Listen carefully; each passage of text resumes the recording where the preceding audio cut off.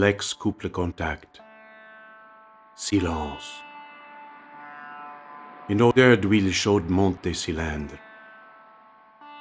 Debout sur sa Ducati, il regarde un portail blanc et le dessin d'une bague suspendue sur un panneau annonçant l'Hôtel Z. Derrière le panneau, des pins parasols entourent une vieille bâtisse coloniale, trônant sur une dune qui semble avoir renoncé à l'errance. On entend la rumeur de l'océan. Enlever les lunettes de soleil, se prendre la tête dans les mains, remonter les doigts dans les cheveux longs, maintenant sales et gras, se masser le crâne pour que le bourdonnement des oreilles s'arrête, s'étirer. Une semaine de route, des années de voyage.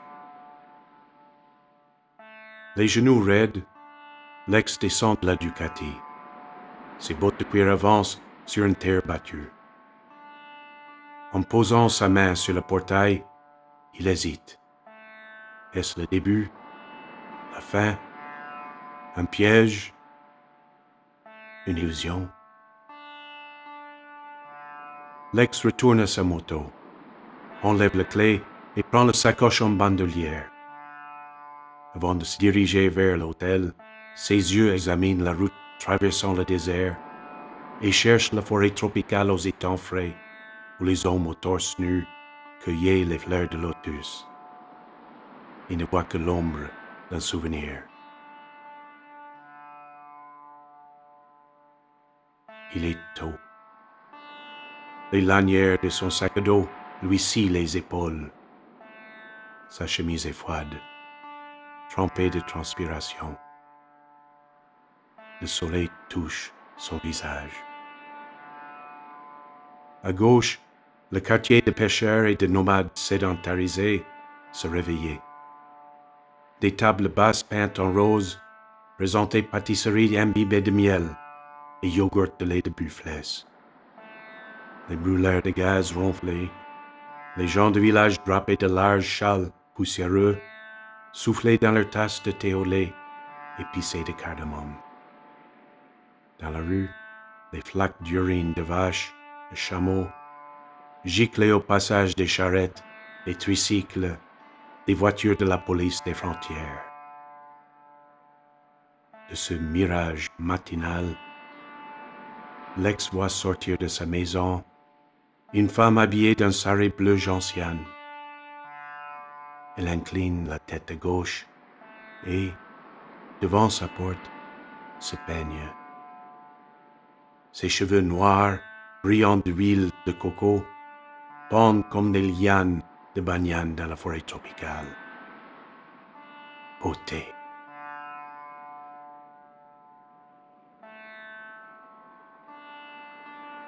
Assommé par la fatigue, Lex lui tourne le dos. Du revers de la main droite, il s'essuie la bouche. Ses lèvres sont crevassées. Un vertige momentané le secoue. Son passé se confond avec les fumées bleuâtres de nombreux petits feux de bouse. Le sommeil et le sel brûlent les yeux de Lex. Suspendu dans l'air comme l'oiseau phénix, l'Hôtel Z attend. Peu certain de sa décision, habité par l'illusion, il s'engage dans l'allée. Ses pas résonnent sur les dalles de terre cuite, usées par le mousson et les voyageurs. À mi-chemin, Lex cesse d'exister. Une hallucination de paix l'envahit. Passant sous le chèvrefeuille en fleurs, tombant d'un balcon au premier étage, il atteint la véranda de l'hôtel. Quelque chose, dans l'obscurité du couloir, attira son attention. La traînée de fumée d'une cigarette, un flottement d'un tissu en mousseline blanche, le sourire fugitif d'une femme. Il décide de monter dans les étages. Des sculptures en bas-relief, temples envahis de végétation, têtes de Dieu, mi-homme, mi-animal, sortaient des murs de l'escalier, lui enseignant le chemin d'un autre voyageur. En arrivant au 3e étage, il aperçoit ce que la femme de ménage avait appelé une galerie d'apaisement. Les plantes grimpant à l'extérieur de l'hôtel pénétraient ses suites par les balcons. Certains y venaient pour méditer sur la magie de leurs bras et feuilles, qui convertissaient solitude en quête de paix. Des jours plus tard, Lex découvre une merveilleuse terrasse au toit de l'hôtel. Une vieille iguane se reposait sur la balustrade coloniale. Lex s'approche. Il se regarde. L'iguane déglutit. Une fois, 2 fois. Ensemble, ils tournèrent leur tête vers le grand large.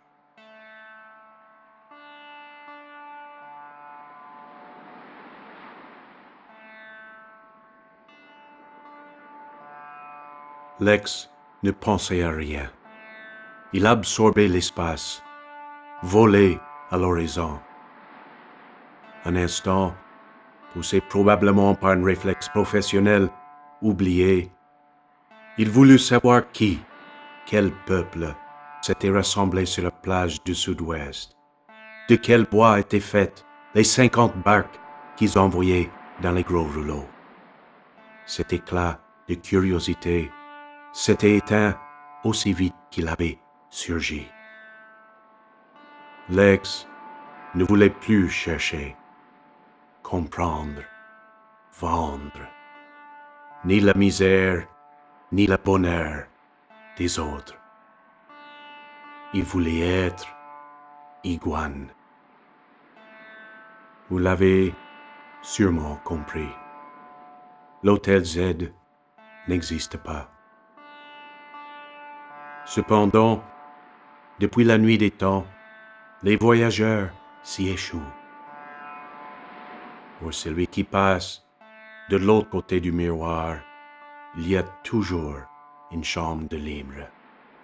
Militaires sans guerre, marchands sans marché, photographes sans envie, peintres sans inspiration, journalistes égarés, écrivains épuisés, hommes d'affaires sans affaires, politiciens sans veste retournée, amoureux sans amour.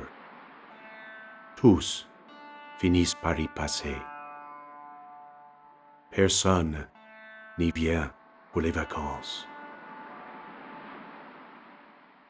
Lex se détacha de la balustrade, se tenant comme un marin sur le pont d'un navire voguant vers l'inconnu. Houle légère, alizée, vitesse de croisière. Il allume une cigarette et quitte le toit.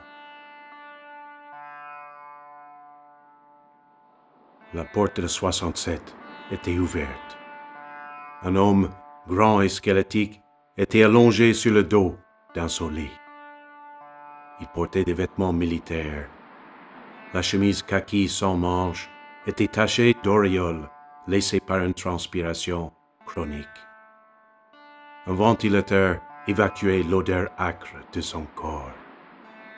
Les yeux rivés au plafond, il écoutait une radio géante posée sur une armoire qui dominait le désordre et la saleté de la pièce, émettant des informations sur toutes les fréquences dans toutes les langues. La chaleur et l'humidité du couloir estompaient les bulletins de guerre et de catastrophe. Lex commençait à étouffer. Des gouttes d'eau perlaient sur son front. Il se souvenait d'une guerre récente, des médias. Il se rappelait les flashs toutes les 15 minutes. Les spécialistes qui expliquaient stratégie et possibilités. Les envoyés spéciaux qui racontaient les horreurs, les points de vue biaisés, les fausses informations. Il se souvenait des pauses entre les flashs, quand la musique de Mozart comblait le vide.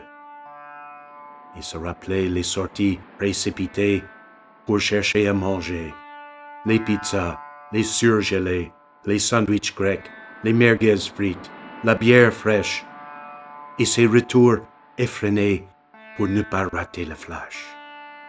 Il voyait à nouveau les affiches publicitaires tissées dans le quotidien, leurs couleurs qui explosaient dans les rues.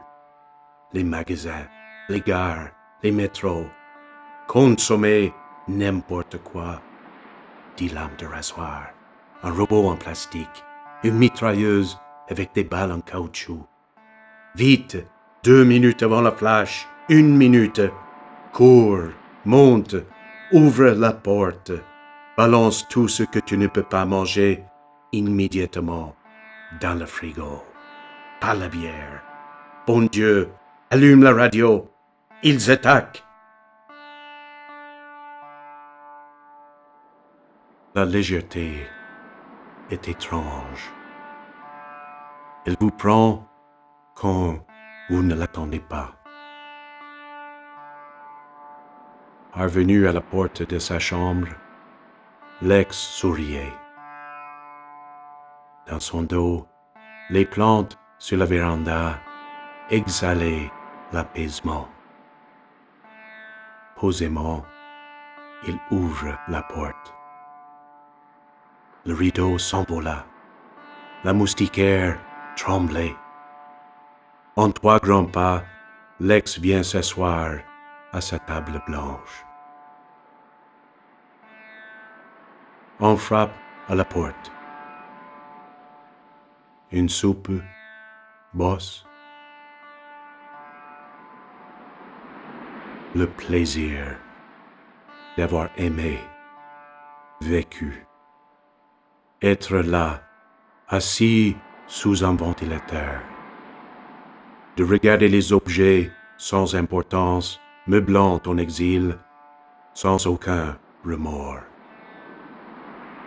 De se lever, d'aller à la fenêtre et de ne rien voir que les 2 palmiers du jardin et le sable dans la nuit et les océans, de les entendre,